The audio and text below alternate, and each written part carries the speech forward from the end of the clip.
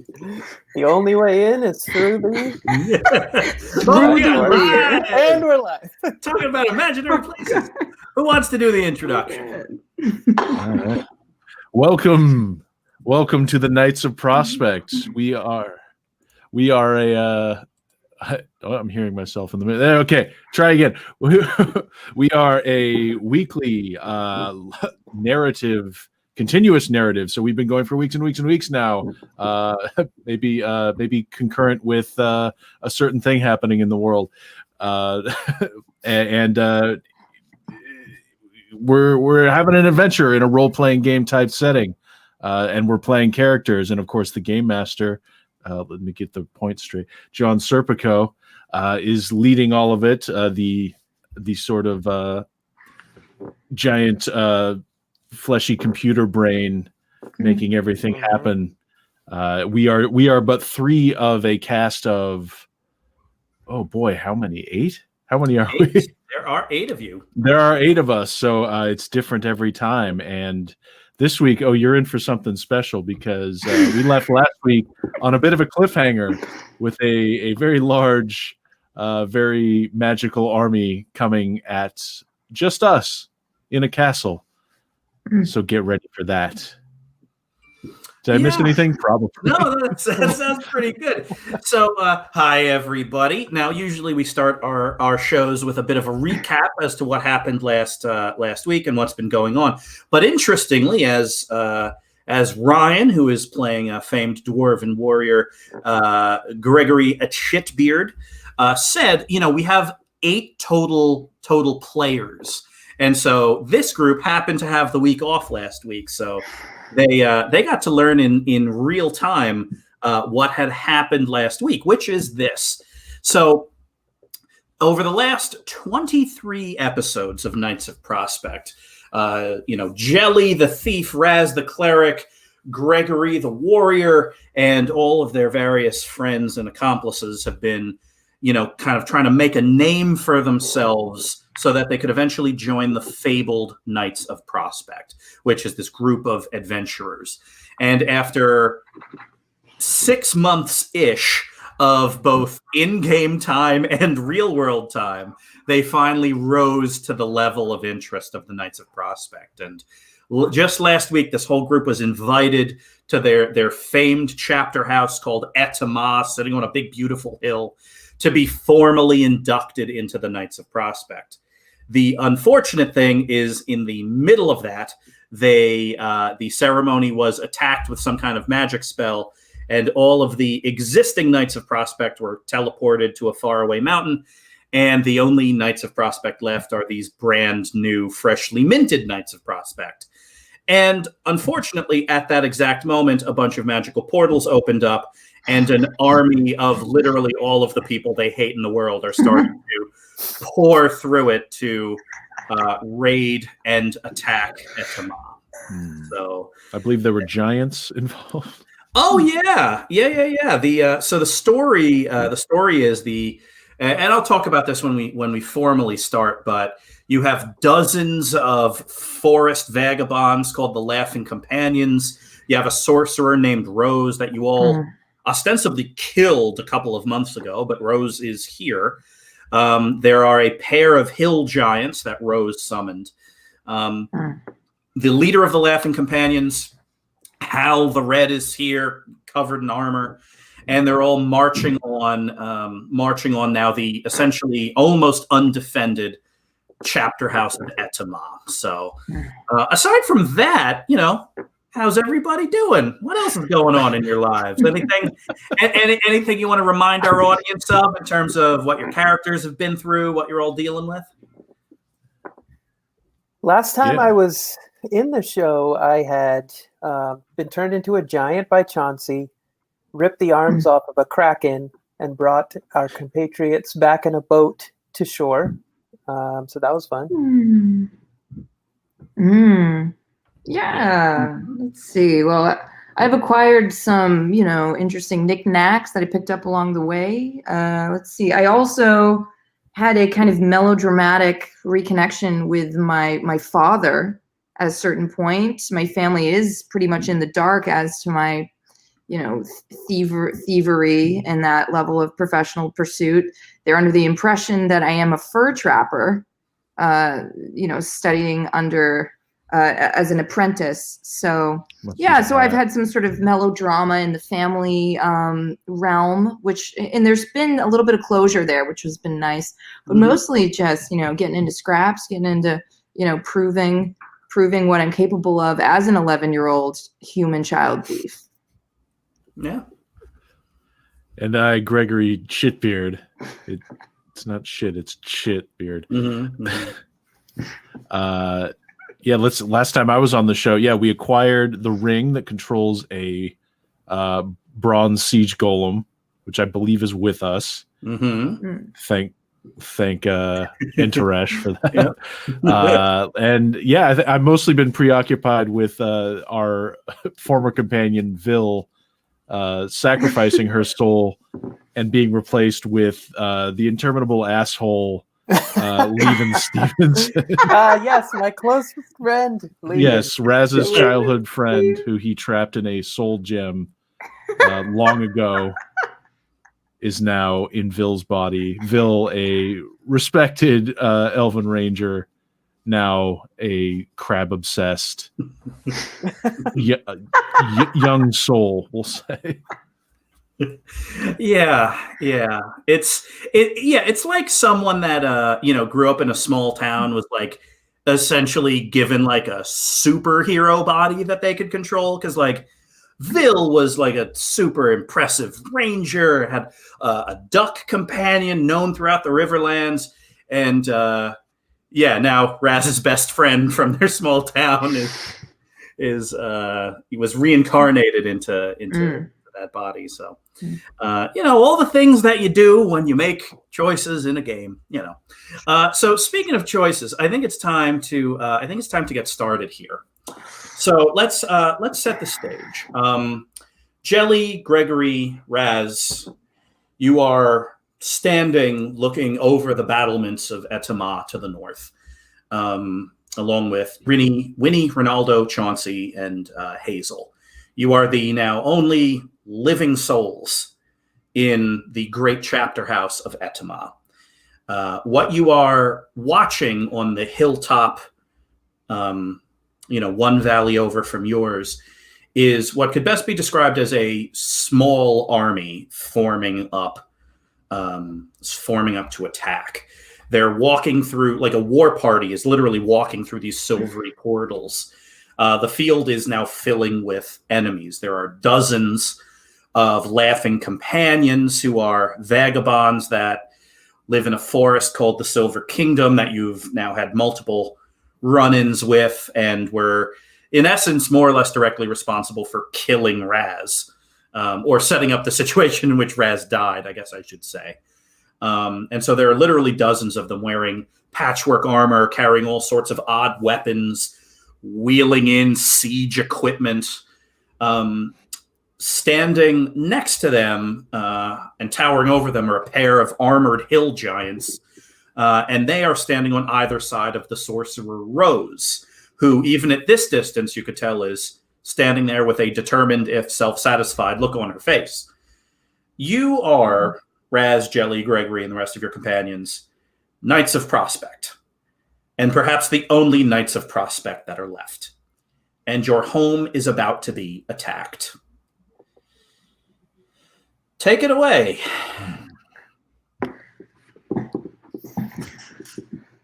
They outnumber us by a great deal. Great deal. We need to get word back to Tower Town and send for reinforcements immediately. I was thinking the same. Yeah. Who's the fastest among us? I'm real quick. I'm extremely quick. Yes, but Hazel can turn into a bird. Okay. Oh, that's Jelly right. could outrun a bird. Jelly can outrun a bird. Do we have time to argue this? Oh, that actually sounds like a lot of fun. Hazel peeks up. Y'all, I mean, that's a race I could probably win if I was a bird, and I would be willing to try that race right now. But how many people do we need right here? Well, everyone and then some. God damn it. Okay. Well, if Hazel can do more here, let me go send word back. Okay, and I can take there's a underground sort of a damp, stony sewer system that the criminal underworld I'm quite familiar with. So that's actually the quickest shot back. So it's I'd say either the sky with a bird or underground me would both be extremely quick options. And go as the underground crow flies. Yeah. Okay, so Jelly, you take off, and yeah, Tower Town's a great big, huge coastal city, and so it needs a fairly robust drainage system. And there's like drainage, aquifers, and all various. So after some hard sprinting, you're able to start making your way into essentially the sewer system of Tower Town. So you take off like a shot and start running towards town. And this sewer system's great because it's damp, so I can do like a slip and slide. Like I can go so fast, like flying underground, all slimy like.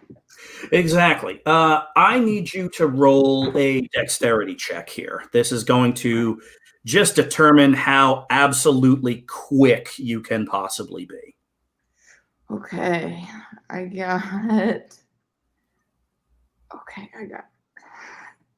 rolled a 6 plus dexterity is 1. I got a 7. All right, so that's a partial success. What that means is you are going to have a choice of who you can contact for reinforcements. We will get to that in a second with that choice.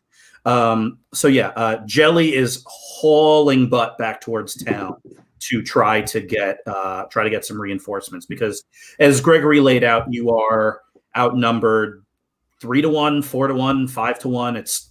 People are still coming through. There are at least a couple of dozen now armored soldiers, to say nothing of the hill giants, the captain of the Laughing Companions, and the apparently alive and well Rose the Sorcerer. All right, we need to draw them away from Etema. You want to meet them out in the field with these numbers? Well, we can't stay holed up in here. We'll be under siege in a matter of, hours. Better under siege than dead in the field. We draw them out, and then our reinforcements will take the flank. My limited reading of battles suggests that taking the flank is important. You would be right about taking a flank. My extensive read of battles, of which I've been a part of dozens, would say that walls are better than armor in terms of being outnumbered. Indeed. Yes. I don't think this is a battle we're going to win with kindness and empathy and mutual respect. You're welcome to try, Raz, but I would tend to agree with that. Yes. Do you want to cast some sort of a spell that makes everyone cheerful and perk up? Well, I think if they were in a good mood, maybe we wouldn't have to go through this battle. I'm sure they're in a delightful mood, cleric. Well, maybe they are, maybe they aren't. Maybe they would like to see, a representative from our side, and maybe we could have a conversation. You want to parlay with a wizard that we killed? You want to parlay with giants? Perhaps they misunderstand us, and perhaps we misunderstand their intentions. And maybe it's worth hearing what they want, and maybe we can come to a mutual agreement. And worst case, it'll buy us some time for the reinforcements to come in at maybe both flanks, if we're lucky. All right, Raz, you go talk to the giants. I'll be up there on that scorpion with a giant bolt trained on their heads. Yes, good. Muscle to my brains. Perfect. Okay, so let's kind of describe Etema for you. Actually, I want you all to describe it. What we know about Etema, and this is really kind of all we've set up about it, is that there's one big main building, and it is the Great Hall where you've all now spent time. Outside of that are stables. There's kind of a muster ground, and all of it is surrounded by a wall. So that's kind of the context that we're working under here. But I want each of you to just give me an extra sentence about Etama, what it looks like, what its battlements look like. Anything you want to add on to this skeleton of a description of what is essentially now your new home would be much appreciated. Well, what caught my eye is that there are maps along the walls, and the maps describe some of the great battles that the Knights of Prospect have won. So you see little X's for where the knights were positioned, and you see arrows for where the movements were going to be. They're really neat. Next history lesson. Unfortunately, this place was built more as a social club than as a fortified keep. Now, the walls are there mostly. They're effective walls. They're stone, but it's a single wall. There's no double wall, triple wall system. There aren't trenches in between. It's a walkable wall, and there's some scorpions, a few onagers there, mostly for training purposes. For the one thing we had there is there's one gate. There's one way in and one way out through that wall, and I would expect they're going for that gate. I don't see any sappers out there. It's weird because the gate smells like lavender. I hadn't noticed. And there's this inlet pond kind of in a recess of the building where there are these sort of fighter fish, and these fish bash heads, and there's also this one large, I believe it's a giant bullfrog, who sort of holds court there as the fish fight around him. So it's kind of an aesthetic feature, and I think a reference to just the warrior spirit in its many forms.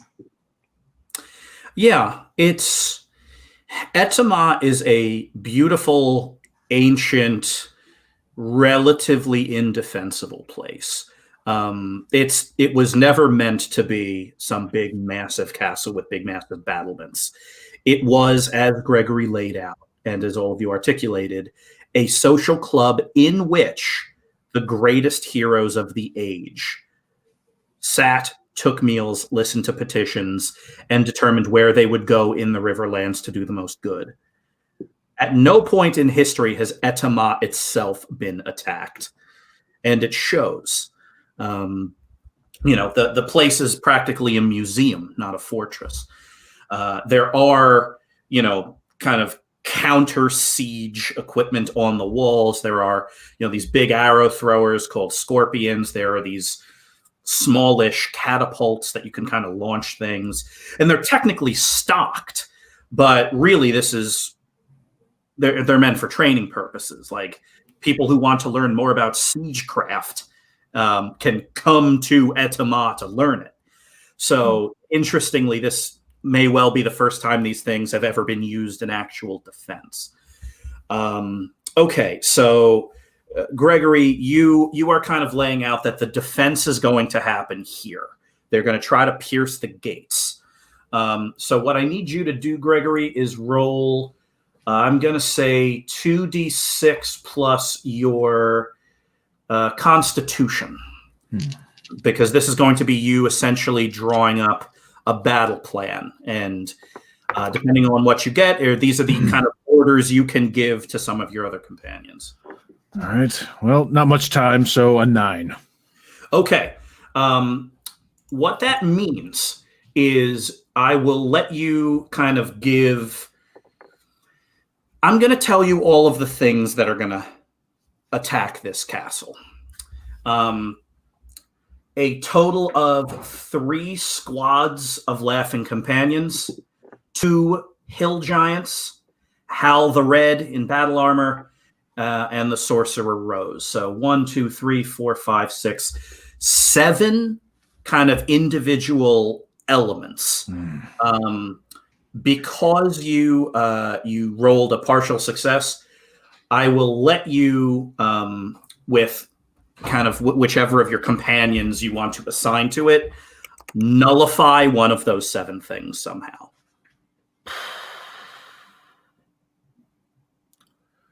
Let's nullify Rose. Okay. I don't like magic. Gotcha. So that's going to be Chauncey. Chauncey and Ronaldo are both going to begin kind of drafting up a ritual magic to try to counter whatever it is that Rose is doing.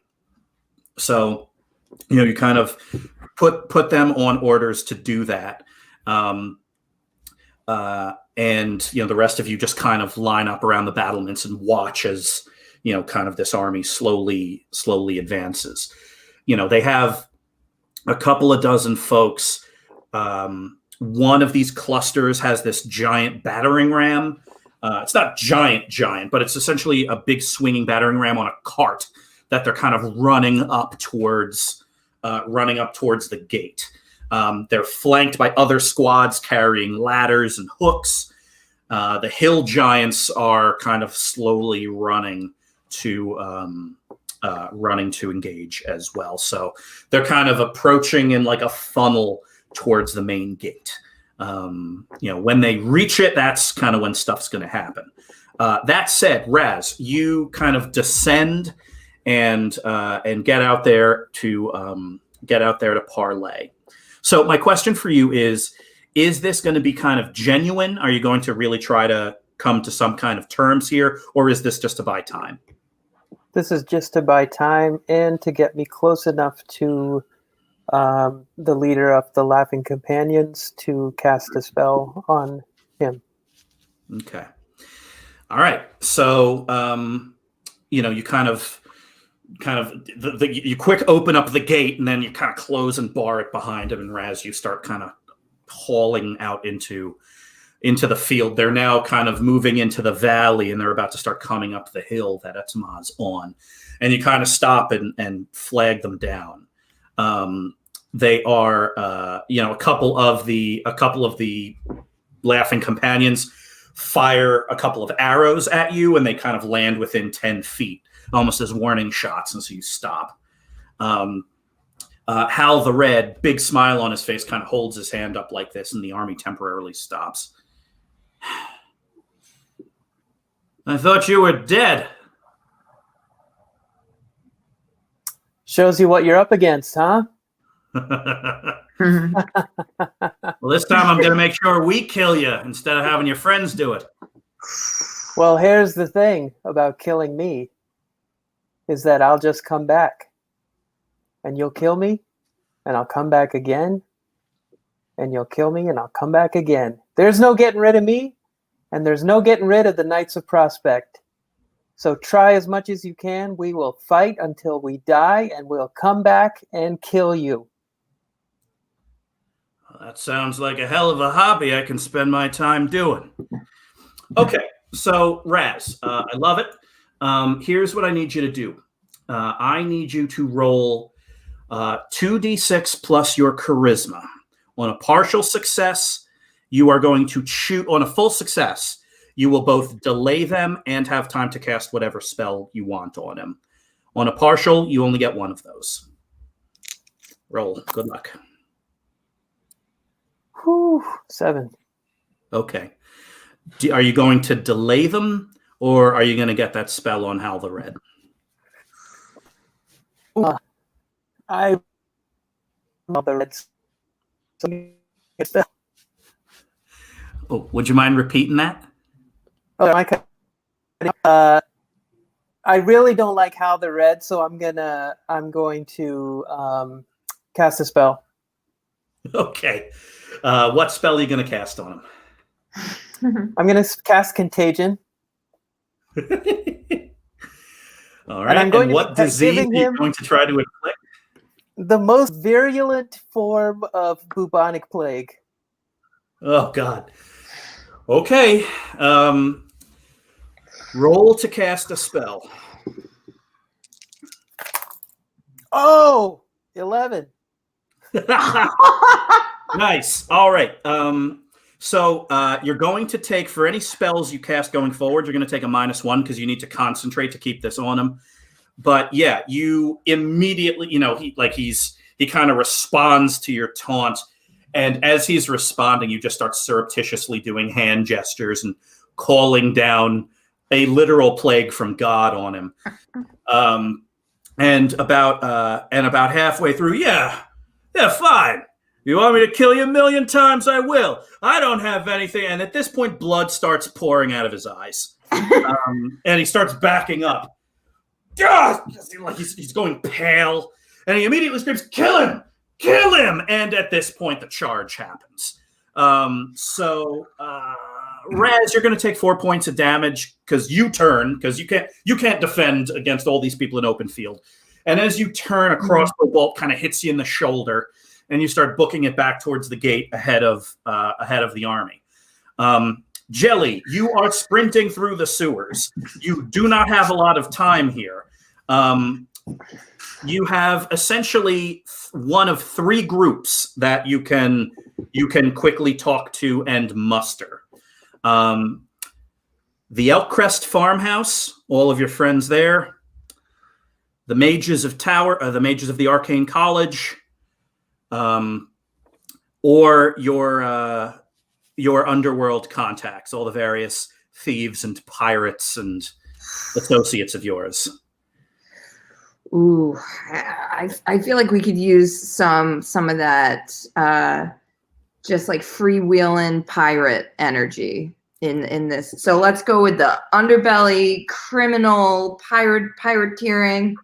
Let's get that crew. Sure. So you are sprinting through the sewers, and really the first kind of group you come across is you kind of come into the underworld territory of let's see, who do you get to first? I'm going to say that you end up coming across Caliban the Thief.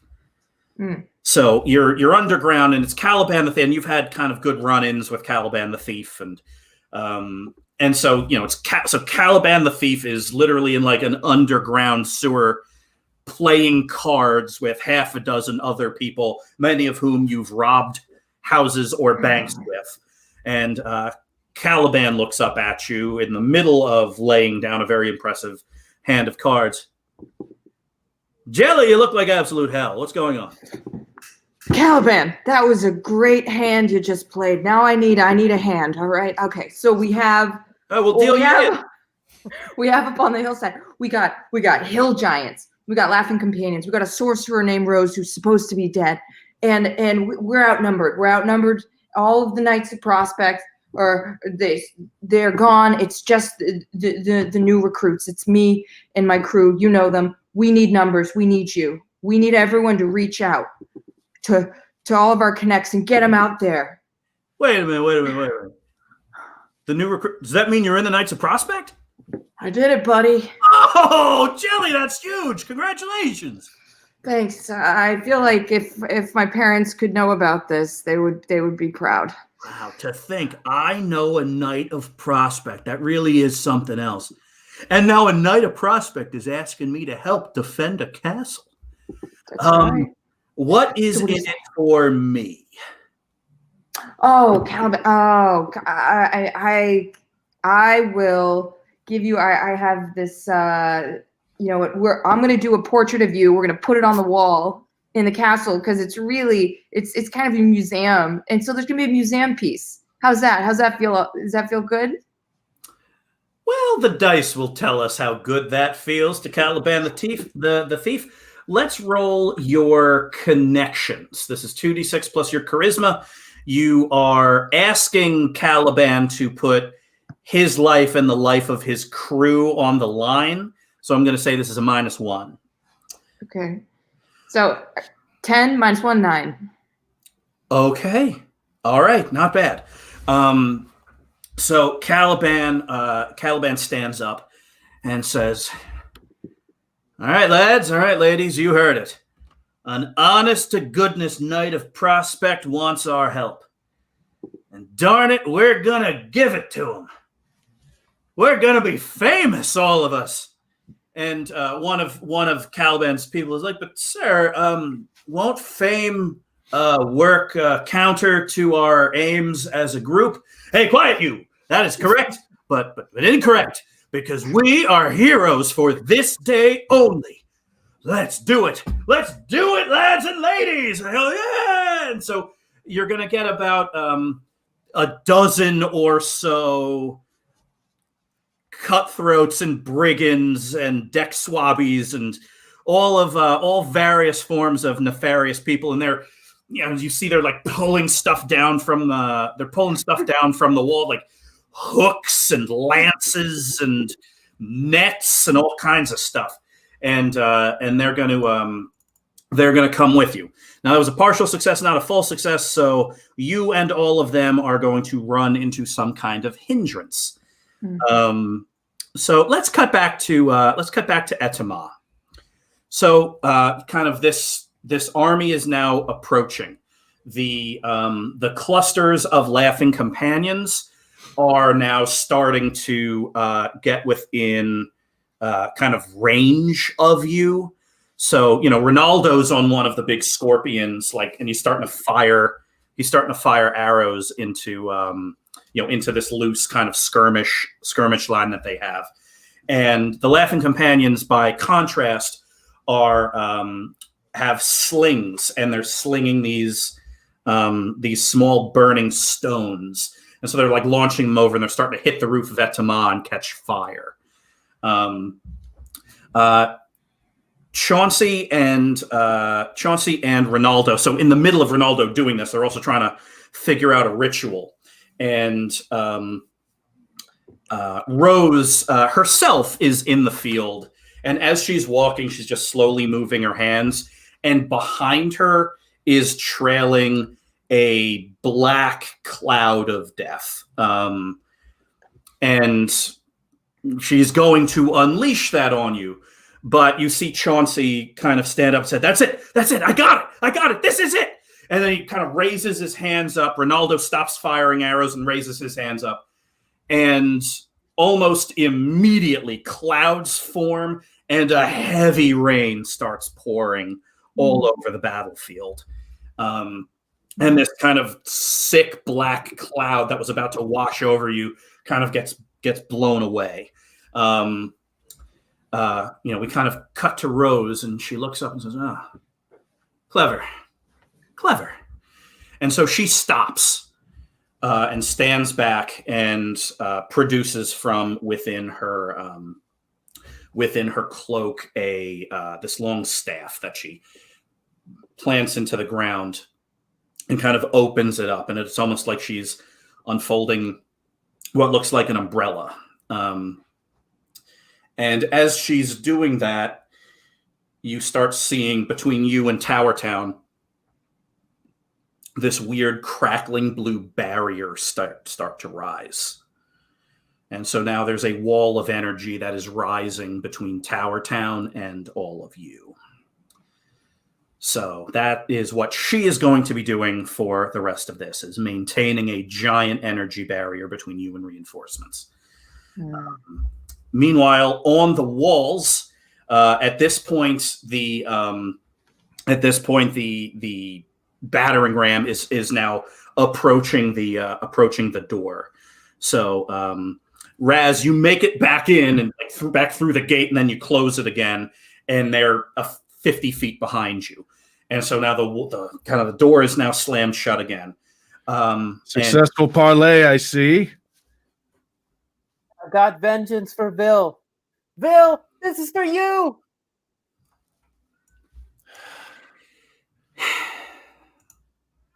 And now the siege starts in earnest. Okay, so here's how this is going to be. That gate is going to come down, but it's just a question of what Raz and Gregory you want to do while that gate is still up. After that gate comes down, then you're going to be fighting in the courtyard. So Gregory, Raz, here are the things that you have to, here are essentially the things that you are dealing with right now. Is you've got half a dozen people in a battering ram bringing down that gate. You've got other people putting up ladders, and the hill giants are starting to smash down a section of wall. Pick your poison. Say, can we get Hazel? Get that golem behind that gate. Don't let them see it.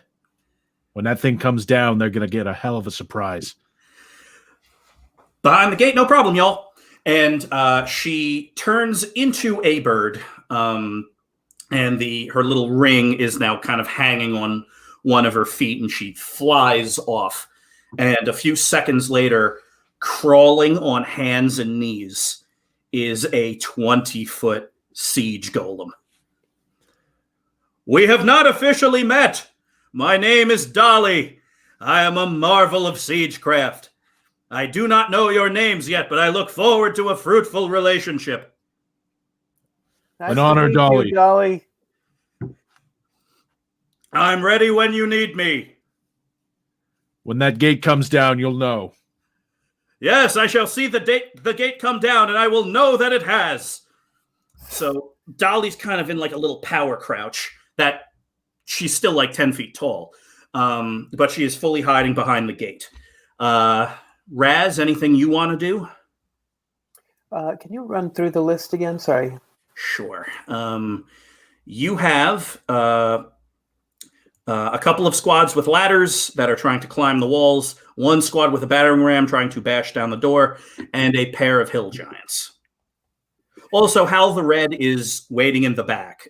He's very, very badly sick, but he's going to charge through once that gate comes down. Right. I will. I'm gonna hold one of the people who is. Can I? I'm gonna hold one of the giants. Okay. Oh, so you're going to cast a hold spell on the giant. Okay. All right. Roll to cast a spell. Keep in mind you have a -1 because you're also keeping a bubonic plague roiling deep within Hal as well. So 8 - 1, 7. Okay. So what's going to happen is you kind of cast. Actually, what's it look like? I don't know if we've ever seen you do a hold person spell. So describe it for us. First, I look up to Enteresh and I let him know that I'm going to be channeling his energy to hold somebody. Enteresh, hold one of the giants for me, please. And you do that, and the giant kind of moves forwards, and it's swinging this giant chain. It looks like it is a giant chain. It's a ship anchor on a ship chain, and it is about to swing it and try to smash a hole in the wall when suddenly it kind of freezes and lurches, and because of momentum, the anchor kind of swings and kind of kneecaps the giant, who then takes a knee for a moment. This is not a permanent thing, but what that means is right now, so long as you concentrate, you can hold the giant and keep Hal the Red sick. When you want to do something that is not those things, you let me know. Mm-hmm. Gregory, is there anything else you want to do? Well, I'm on that scorpion. That giant looks a bit still, so let's try to brain it. All right. So this is going to be a volley, but I'm going to give you +1 because it is stone cold still, and another +1 because it's absolutely enormous. All right. We've got an 8. Okay, partial success. So, so you kind of wheel the scorpion around and load in a bolt and fire it. It's going to do 1d10 damage, so roll that for me. Oh, a D10. A rare D10 when you're dealing with siege weapons. Get in my bag here. I'll describe it as it happens. You kind of wheel this thing around. It's on like a big kind of winch or a kind of a giant screw, and you kind of lower it, and you fire at this hill giant that's like fighting this magical force, and you end up putting a bolt right into its shoulder, and it kind of yelps out in pain. 7. The other hill giant, however, is unencumbered and looks at you, looks at its companion, grabs a giant heavy stone from the top of the wall and hurls it at you and the scorpion. You take 6 damage and the scorpion is destroyed. The thing kind of explodes off. There are chunks of wood now sticking out of your armor, and you roll out. Elsewhere, Gregory, you kind of scramble up, and Raz, you can see this too. Two of the people working the battering ram to bring down the gate suddenly stop, and it kind of throws the whole momentum of the battering ram off, and it kind of comes to a stop. And one of them kind of looks up at the sky, smiles real big, pulls out a cutlass and stabs his friend in the face. You then turn back and see Winnie singing a song at them. Nice. And those folks cycle out. Hal, in between coughing, screams, "We've trained for this! Cover your ears! Cover your ears!" And they'll start nodding and stuffing wax into their ears before taking up the battering ram again and smashing down the gates. The gates themselves are starting to shake. Ronaldo and Chauncey are now working on trying to put out the fires on the roof of Etama.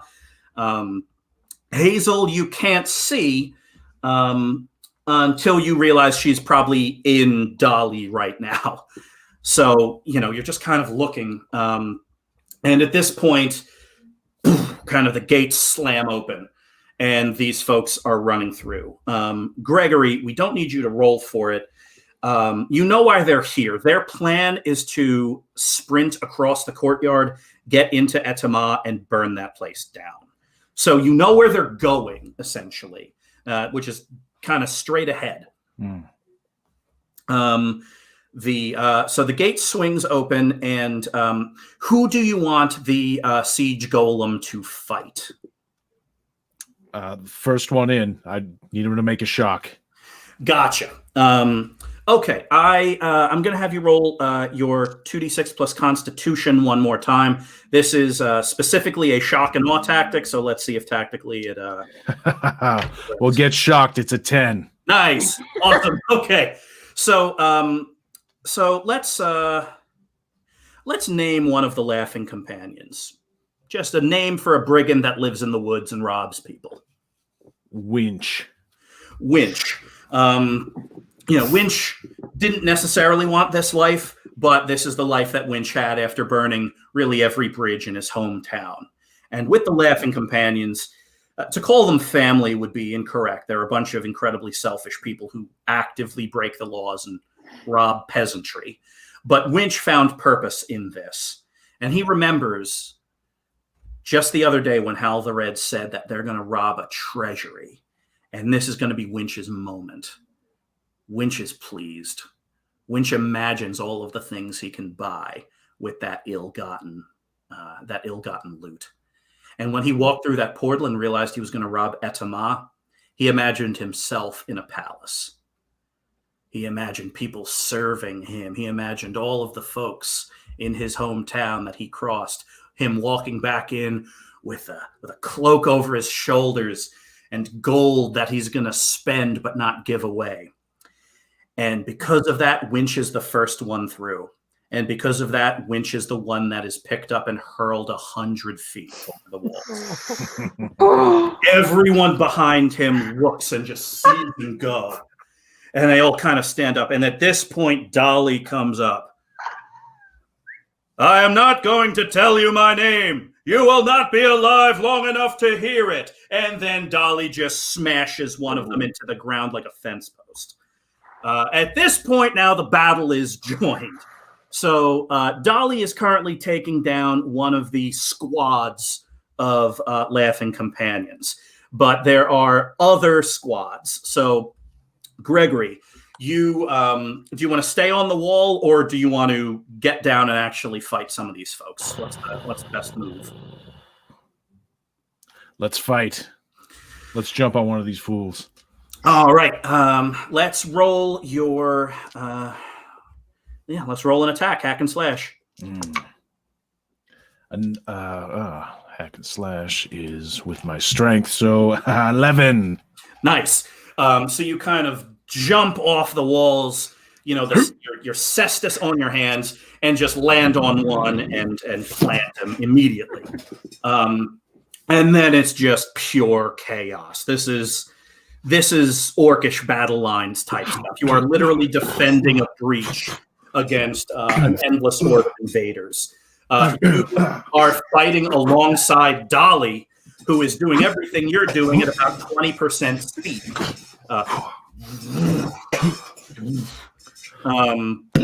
And this holds for a little while. Until Dolly, between you and Dolly, you are holding this gate until a chunk of crenellation from the wall smashes Dolly against the side of the head and tosses her over, and she crashes into a storage shed.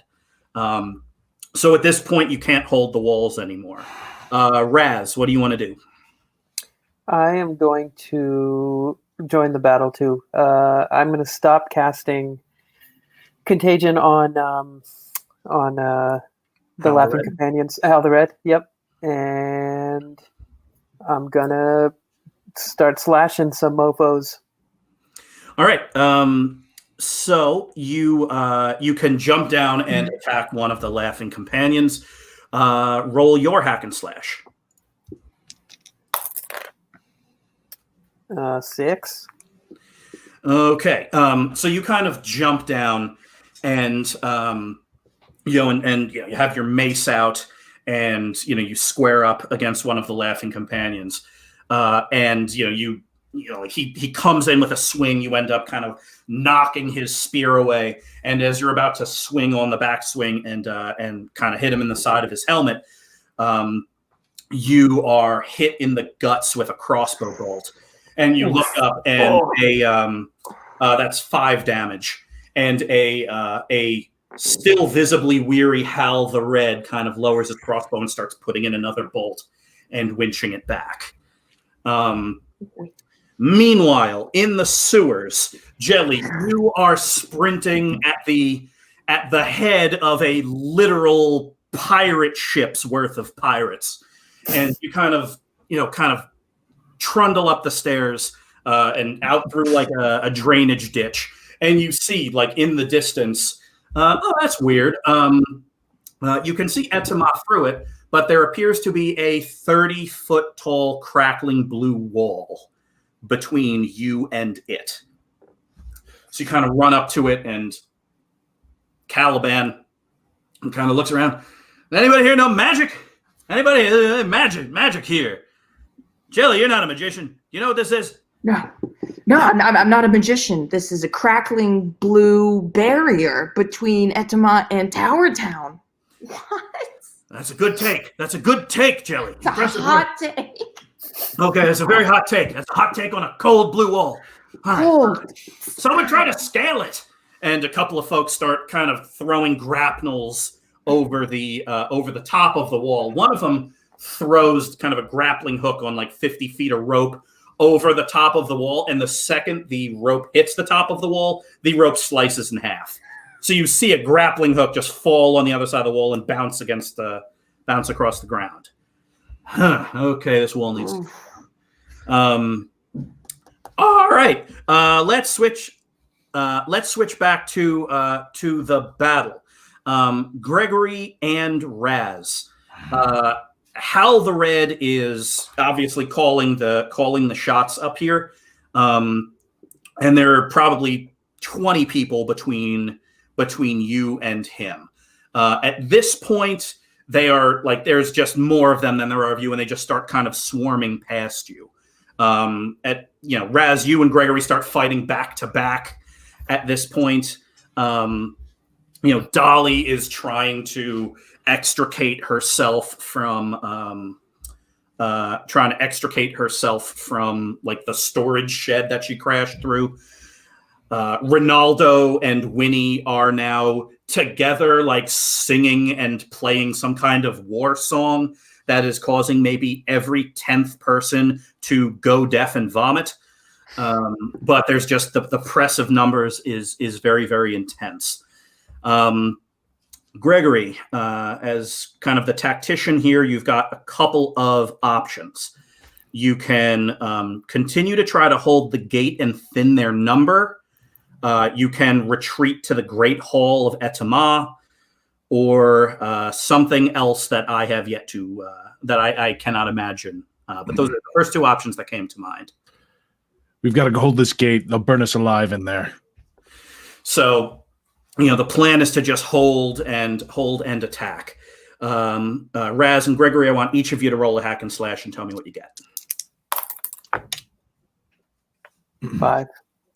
8. Okay. You each take 4 more damage. But Gregory, you end up felling another one. But they're just piling on. Roll one more, please. I want to see how you do on this one too. Both of us? Yeah. 9. 7. Okay. You each take 5 more damage. So at this point, Gregory and Raz, you are kind of, it's the two of you, and Dolly's back on her feet, sort of, kind of throwing the occasional punch. Chauncey is continuing to nullify real bad magic. There's just so many more of them. However, Winnie's on top of the wall and screams, "At the wall! At the other wall! The other wall!" Winnie screams down that there are apparently 15 or 20 pirates, along with Jelly, on the other side of this giant barrier. The reinforcements. They got around that wall. Move back. Meet them. So you move, priest. So yeah, you start kind of falling back. You get up onto the walls of Etama, and you look and you see the barrier, that big barrier between you and Tower Town, and those pirates are stuck on the other side. At this point, the Laughing Companions are now swarming the courtyard and trying to, with hatchets, hack down the doors to Etama itself. That barrier. If you could bring that barrier down. Let's cut to Rose. So Rose is kind of sitting right in front of this kind of staff that she has stuck in the ground, and she's chanting. She's the one that is keeping the barrier active. She's hundreds and hundreds of feet away. And Gregory, you kind of look and you're doing the math. And you're like, all right, she's hundreds of feet that way, and they're between me and her, and the barrier's between us and reinforcements. And you just kind of look up, and you look at Raz and Winnie and Chauncey and Dolly and Hazel, and you're like, God, well, I'm surrounded by friends. So at least there's that. And then at roughly that moment, a black ash arrow hits Rose in the side. God damn it! And she kind of stands up, and she picks up the staff out of the ground, and she kind of adjusts it and turns it into a fighting stick. Who the hell shot me? At this point, the barrier's down, and the charge starts. And Rose is standing in a field looking at whoever the heck shot her. Oh! Gregory, you see Vil first. Stepping out of the forest. I thought you all could use a hand today. Vil!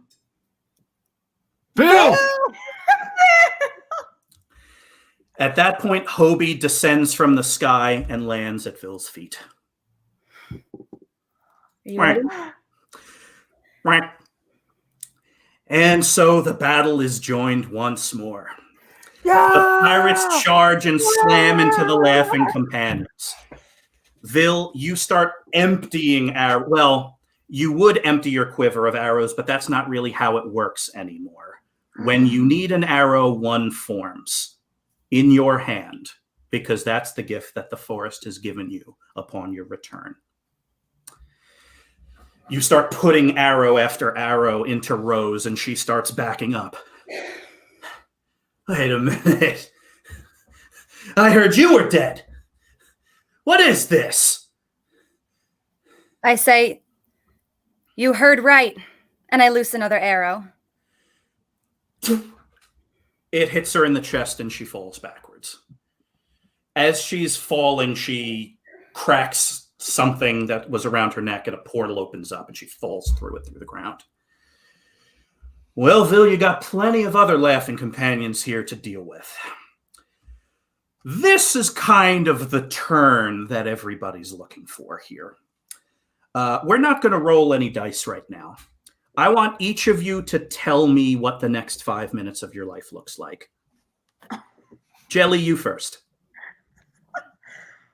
Oh wow. The next 5 minutes, I got all my pirate companions, one of which actually recognizes the giant chain with the anchor as missing from their pirate ship. So that was exciting for them. But I take my rapier and I douse it in the oil of Tajit so that as I dip and dodge, I'm very quick with my feet.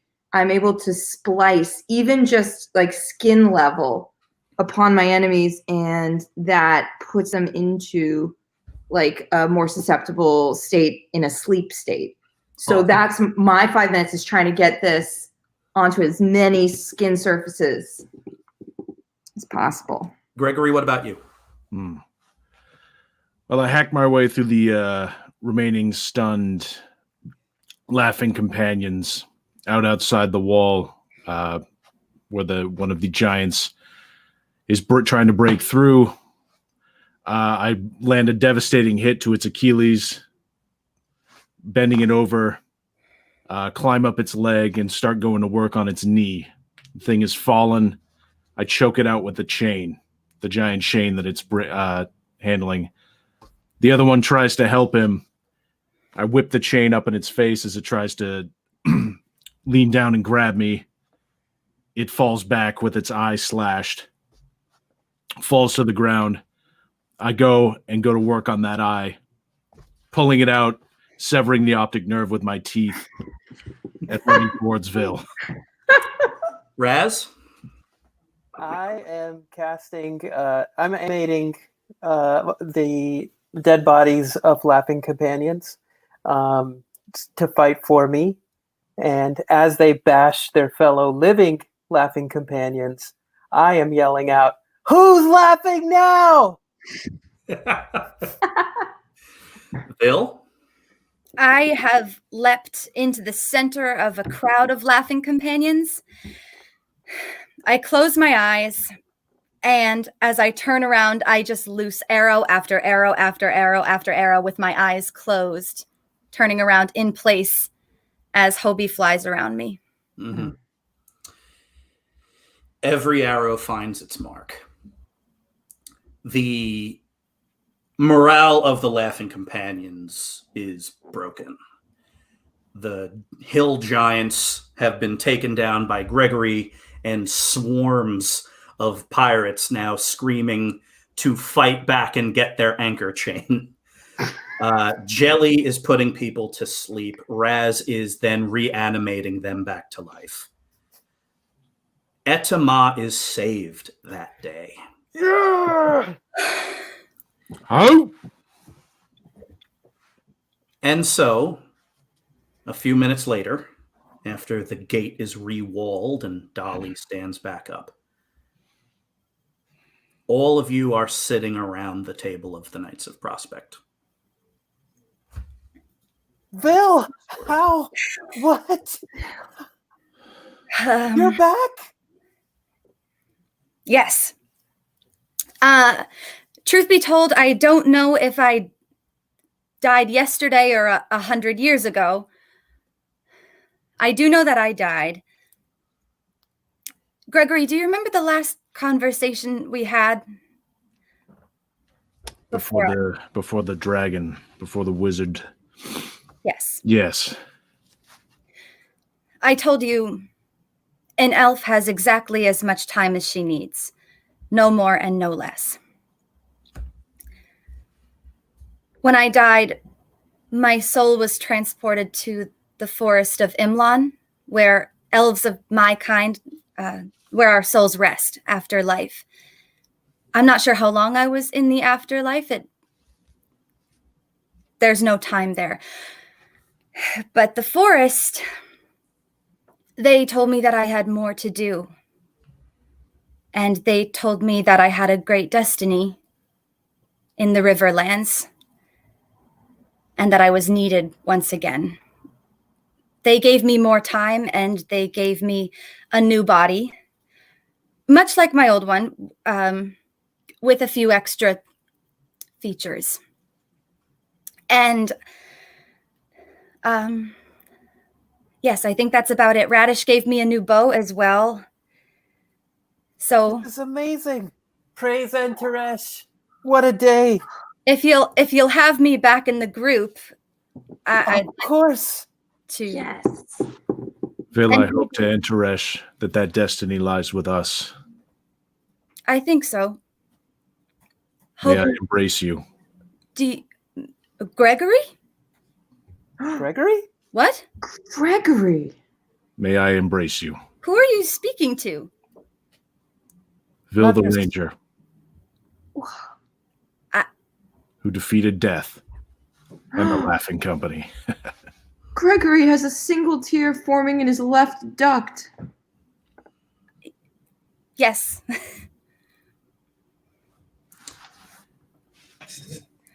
And we're going to end it right there.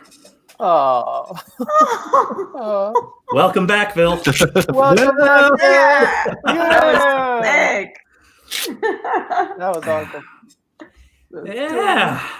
So, Did not That see was- that coming. that Ooh.